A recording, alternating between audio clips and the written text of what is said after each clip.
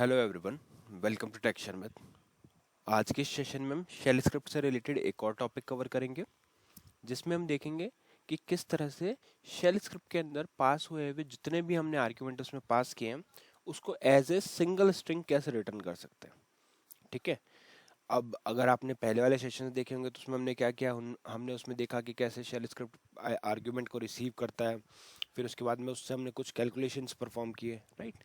और साथ में ये भी देखा कि नंबर ऑफ आर्ग्यूमेंट्स कैसे हम रिटर्न करा सकते हैं अपने स्क्रिप्ट से। उसी के कंटिन्यूशन में आज वाला सेशन भी है, जिसमें हम देखेंगे कि आप किस तरह से जितने भी आर्ग्यूमेंट, सपोज मैंने किसी स्क्रिप्ट को 2 आर्ग्यूमेंट पास किए, 3 आर्ग्यूमेंट पास किए, तो उन तीनों को एक तो उनको एक साथ तीनों को कैसे हम रिटर्न करवा सकते हैं एज अ सिंगल स्ट्रिंग। तो ये हमारा आज का टॉपिक है। आप किसी भी, जैसे मैंने बताया कि कमांड वगैरह बहुत सिंपल रहेगी, आप इजीली उनको यूज़ कर सकते हो। बट जो मेन थिंग है वो ये है कि कैसे उसकी रिक्वायरमेंट को समझें, या कौन से ऐसे सिनेरियोज हैं, हमें पता होना चाहिए सिनेरियोज के बारे में कि हाँ ये ऐसे कंडीशंस बन सकती है, ये ऐसे सिनेरियोज बन सकते हैं जिसके अंदर हम इसको यूज़ कर सकते हैं। ठीक है। तो अभी अपन वैसे ही स्टार्ट करेंगे। पहले मैं आपको रिक्वायरमेंट क्लियर करूंगा, उसके बाद में हम उसको प्रैक्टिकली परफॉर्म करके देखेंगे शेल स्क्रिप्ट पे। और जब सब चीज़ें क्लियर हो जाएगी, डेमो हो जाएगा उस चीज़ का, तब हम देखेंगे कि अगर उसी शेल स्क्रिप्ट को कभी सीएल प्रोग्राम से अगर आपको रन करना हो तो कैसे होगा। ठीक है। तो स्टार्ट करते हैं रिक्वायरमेंट के लिए। बट उससे पहले मैं कुछ चीज़ मेंशन करना चाहता हूँ कि जैसे मैं ये अज्यूम कर रहा हूँ कि आप लोगों को इतना अभी पता है कि कैसे शेल स्क्रिप्ट क्रिएट होती है और उसको एग्जीक्यूटेबल बनाया जाता है। बट इन केस अगर आपको इसमें भी कोई अभी इशू है कि आपको नहीं पता कि कैसे शेल स्क्रिप्ट बनती है या कैसे उसको एग्जीक्यूट कराया जाता है, तो उस केस में आप पहले वाले सेशंस देख सकते हो, क्योंकि ये सारे सीक्वेंस में हैं पूरे सेशंस। और ये हम ऑलरेडी डिस्कस कर चुके हैं। अभी के पार्ट में मेनली हम फोकस कर रहे हैं खाली आर्ग्यूमेंट वाले पोर्शन पे। ठीक है। तो मैं जो फाइल यूज़ कर रहा हूँ वो ऑलरेडी क्रिएटेड है और ऑलरेडी एग्जीक्यूटेबल है। जो स्क्रिप्ट फाइल हम यूज़ कर रहे हैं, बस उसमें हम कोड अब लिखेंगे और कोड लिख के उसको एग्जीक्यूट करेंगे, स्क्रिप्ट अब लिखेंगे। ठीक है। तो स्टार्ट करते हैं। तो यहाँ पे सबसे पहले अपन लिखेंगे वर्क एलन के। वर्क एलन के क्या करेगा, work with object link screen open कर देगा। अब इस work with object link screen के ऊपर आपको काफ़ी सारे फाइल्स और डायरेक्टरीज मिलेंगे। ठीक है। तो मैं यहाँ पे जो डायरेक्टरी हमेशा यूज़ करता हूँ उसी को ओपन कर रहा हूँ, टेक शर्मिट। यहाँ पे लिया हमने ऑप्शन 5, और इधर हमने एक स्क्रिप्ट फाइल बनाई हुई है शर्मिट डॉट एस एच नेम से। तो इस स्क्रिप्ट फाइल के अंदर ही हम वो वाला पैटर्न यूज़ करके देखेंगे कि कैसे हम वैल्यूज़ को फेच कर सकते हैं सभी आर्ग्यूमेंट्स को एक ही लाइन में। तो उसके लिए सबसे पहले तो कुछ आर्ग्यूमेंट हमें एक्सेप्ट करने पड़ेंगे, क्योंकि उन्हीं आर्ग्यूमेंट को फिर हम एज ए प्रूफ देखने वाले हैं। तो मैं क्या करूँगा, यहाँ पे एक इको कमांड करके पहला आर्ग्यूमेंट प्रिंट करवा देता हूँ। इको पैरामीटर या आर्ग्यूमेंट जो भी आप बोलना चाहो, पैरामीटर फर्स्ट। ठीक है। ये पैरामीटर 1 कॉलन, और कॉलन के बाद हमें पता है कि हम कैसे पैरामीटर को एक्सेस करते हैं, $1 से। ठीक है। तो ये हो गई हमारे फर्स्ट लाइन। अब हम क्या करेंगे, एक और पैरामीटर, 2 पैरामीटर एटलीस्ट रखते हैं जिससे चीज़ें थोड़ी क्लियर हो जाएगी। तो यहाँ पे किया I5, और इधर हम लिखेंगे इको। इको के बाद में पैरामीटर 2। ठीक है। ये हमारा सेकेंड पैरामीटर हो गया, और यहाँ पे आ जाएगा $2। इस तरह से अगर आपकी रिक्वायरमेंट है और भी आप पैरामीटर ऐड कर सकते हो। तो अभी इस स्टेज पे अगर मैं इस स्क्रिप्ट को F3 से सेव और एग्जिट करता हूँ, बट उससे पहले मैं ये पाथ कॉपी कर लेता हूँ इसका।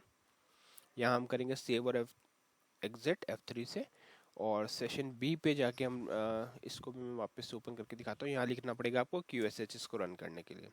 इधर लिखेंगे path /home Sharmit tech Sharmit Sharmit dot S, और इधर हम पास करेंगे आर्ग्यूमेंट्स जैसे कि ABC और XYZ। आप कुछ भी वैल्यू पास कर सकते हो, और एंटर किया।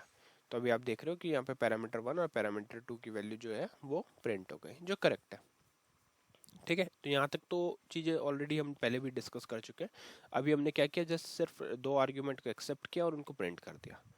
अब हमारा जो आज का टारगेट था इस सेशन का वो ये था कि कैसे हम देखें कि जितने भी आर्ग्यूमेंट, जैसे अभी यहाँ पे 2 आर्ग्यूमेंट हैं, तो इन दोनों को एक ही सिंगल स्ट्रिंग में कैसे रिटर्न करवा सकते हैं। तो उसके लिए हमें क्या कस्टमाइजेशन करना पड़ेगा, उसके लिए हम इस स्क्रिप्ट पे वापस जाएंगे और यहाँ पे लिखेंगे ऑल इको। ये जस्ट एक टेक्स्ट डिस्प्ले कर लिए, डेमो कर लिए। तो यहाँ लिखेंगे ऑल आर्ग्यूमेंट्स या ऑल पैरामीटर्स। ठीक है, यहाँ पे लगाएंगे कॉलन। और एक चीज़ बता देता हूँ कि ये कॉलन कोई पार्ट ऑफ सिंटेक्स नहीं है, ये तो बस मैं एक टेक्स्ट दिखाने के लिए इतना लिखा है, बाकी आप कुछ भी लिख सकते हो यहाँ पे। अगर आप डायरेक्टली ये भी प्रिंट करोगे तो भी वो वही वैल्यू ला के देगा। ठीक है, तो ऑल पैरामीटर्स में अब हम यहाँ पे डाल देंगे डॉलर एस्ट्रिक। एस्ट्रिक क्या करता है, जितने भी आर्ग्यूमेंट्स है उनको वहाँ पे लेके आता है। तो यहाँ पे किया हमने डॉलर एस्ट्रिक्स, और इसको करेंगे सेव और एग्जिट। अब सेव और एग्जिट करने के बाद में यहाँ पे हम रन करेंगे F9 से कमांड वापस, और इसी स्क्रिप्ट में हमने क्या दिया है, ABC और XYZ फिर से देकर एंटर कर दिया। तो आप देख सकते हैं यहाँ पे पैरामीटर 1 क्या आया, ABC, पैरामीटर 2 आया XYZ, ऑल पैरामीटर्स में क्या आया, ABC और XYZ। ठीक है, तो यहाँ पे इससे बेनिफिट क्या होता है कि सपोज आप कोई थर्ड पार्टी टूल के थ्रू स्क्रिप्ट रन कर रहे हो, और आपको एक ऐसा लॉगिंग करना है जहाँ पे आपको जितने भी शेल स्क्रिप्ट में आर्गुमेंट रिसीव हो रहे हैं उनको सेव करके रखना है। सपोज हम 100 स्क्रिप्ट को रन कर रहे हैं, तो उन 100 स्क्रिप्ट में हमें बस एक ये लॉग बना के रखना है, हमेशा मेंटेन करके रखना है कि कितने आर्ग्यूमेंट से वो स्क्रिप्ट कॉल हुआ और कब कॉल हुआ। तो उस केस में हम क्या यूज़ करेंगे, हम इस वाले डॉलर एस्ट्रिक का यूज़ करके ऑल पैरामीटर्स जितने भी हैं उसको एक साथ कैप्चर करके, और फिर फर्दर आप चाहो तो फाइल में या कहीं भी सेव कर सकते हो। ठीक है, तो अच्छा, अब यहाँ पे एक क्वेश्चन हो सकता है आप लोगों का कि अगर मैं यहाँ पे, हम रिसीव तो 2 पैरामीटर कर रहे हैं, बट अगर मैं यहाँ पे चेंज करके पैरामीटर बढ़ा देता हूँ, जैसे अगर मैंने यहाँ पे 1 2 3,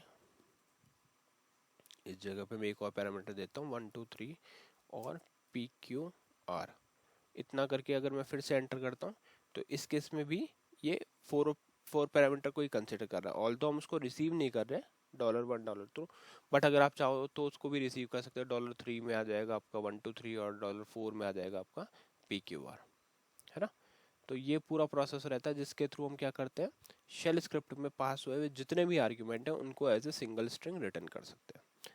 रिक्वायरमेंट हमें क्लियर है ही कि, और सिनेरियोज क्या होंगे, सिनेरियोज ही होंगे लॉगिंग पर्पस के लिए आप इसको यूज़ कर सकते हो। बहुत सी ऐसी कंडीशंस होती है कि कभी हमारे को कुछ बैक ट्रैक करना हो कि लास्ट टाइम ये स्क्रिप्ट कितने आर्ग्यूमेंट से रन हुई थी, तो उस केस में हम क्या यूज़ कर सकते हैं, इस डॉलर रेस्ट्रिक्ट का यूज़ कर सकते हैं, जिससे वो हमारे को एग्जैक्टली बता देगा कि जब ये स्क्रिप्ट रन हुई थी लास्ट टाइम तो इसमें कितने आर्ग्यूमेंट्स पास हुए थे, और वो आर्ग्यूमेंट्स कौन से थे। ठीक है, कितने हुए थे वो तो हमने लास्ट सेशन में देखा था, नंबर ऑफ आर्ग्यूमेंट्स, है ना। जो लास्ट वाले सेशन में देखा था कि नंबर ऑफ आर्ग्यूमेंट कैसे आता है, और कौन से आर्ग्यूमेंट पास हुए थे उसके लिए आप यूज़ करोगे डॉलर एस्ट्रिक का। तो आई थिंक ये वाला पूरा पोर्शन अब क्लियर हुआ है कि कैसे हम पैरामीटर रिसीव करते हैं। और ये जितने भी अभी तक हमने सेशन देखे हैं सब पैरामीटर्स और आर्ग्यूमेंट से रिलेटेड ही है, क्योंकि स्क्रिप्ट में मेनली पहले हमें यही चीज़ पता होनी चाहिए कि कैसे स्क्रिप्ट पैरामीटर एक्सेप्ट करती है, कैसे उसमें आर्ग्यूमेंट को हम आर्ग्यूमेंट से रिलेटेड इन्फॉर्मेशन निकाल सकते हैं, लाइक उसका आर्ग्यूमेंट, नंबर ऑफ आर्ग्यूमेंट्स, कौन से टाइप के हैं, ये सब चीज़ें हमें पहले से पता होनी चाहिए। ठीक है, तो आई थिंक ये वाला पार्ट तो क्लियर है। आप फटाफट से देख लेते हैं कि अगर कभी इसी स्क्रिप्ट को आपको CL प्रोग्राम से रन करना हो तो कैसे होगा। तो उसके लिए आपको लिखना पड़ेगा यहाँ पे वर्क MBR PDM। ठीक है, यहाँ मैंने ऑलरेडी क्रिएट किया हुआ एक प्रोग्राम, मैं इसको ही वॉक थ्रू करवा देता हूँ, running shell script using CL। तो उसके लिए आपको एक वेरिएबल डिक्लेयर करना है, DCL लिख के आप F4 लोगे, वेरिएबल का नेम, स्टोरेज, टाइप और लेंथ, और फिर आ जाएगा आपका CHG var लिख के वेरिएबल का नेम, और यहाँ पे आएगी स्क्रिप्ट की पाथ। पाथ क्या है, /home शर्मिट टेक्स्ट शर्मिट .sh, और यहाँ मैंने आर्ग्यूमेंट कितने पास किए, 2, ABC और XYZ, just for the demo purpose. आप चाहो कितने भी कर सकते हो, आपके ऊपर है। फिर आप करोगे एंटर, और एंटर करके ये ऑटोमेटिकली, देखो ये वाला जो साइन है ये सब ऑटोमेटिकली आया है, तो इसमें हमें कुछ अलग से ऐड नहीं करना। ठीक है, और फिर आपको लिखना है strqsh, यहाँ पे आप लोगे F4 लेने के बाद वेरिएबल को पास करोगे, जिस भी वेरिएबल में आपने अपनी स्क्रिप्ट बिल्ड की है। CHG से हमने इसी में किया तो कमांड मैंने पास कर दिया, कमांड एक वेरिएबल का नेम है। इसके बाद करेंगे इसको कंपाइल और कॉल। जैसे ही आप कॉल करोगे तो आपको दिखेगा कि पहला इसने क्या किया, आर्ग्यूमेंट, फर्स्ट आर्ग्यूमेंट या पैरामीटर प्रिंट किया, फिर इसने सेकेंड पैरामीटर प्रिंट कर दिया, और फिर लास्ट में इसने ऑल पैरामीटर जितने भी थे वो सब सिंगल स्ट्रिंग में शो कर दिया। एक चीज़ का ध्यान रहे, पैरामीटर और आर्ग्यूमेंट एक ही है, तो मैं कोई सी भी टर्म अगर यूज़ करता हूँ तो आपको पता होना चाहिए कि दोनों एक का मीनिंग एक ही है। मतलब पैरामीटर एक प्रोग्राम के लैंग्वेज में बोल सकते हैं अपन, और आर्ग्यूमेंट हो गया अपना स्क्रिप्ट के अकॉर्डिंग।